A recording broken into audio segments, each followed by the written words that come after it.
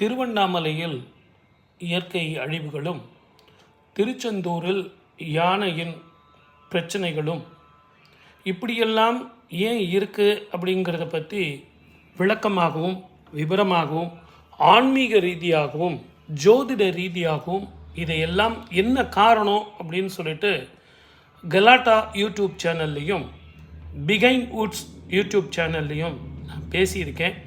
தயவு செஞ்சு நீங்கள் எல்லாருமே அதை பார்க்கணும்.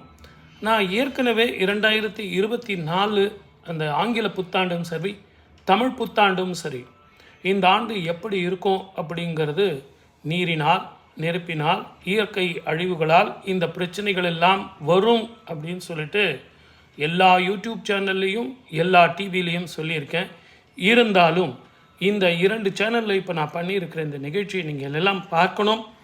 இதையெல்லாம் பார்த்து எனக்கு கமெண்ட்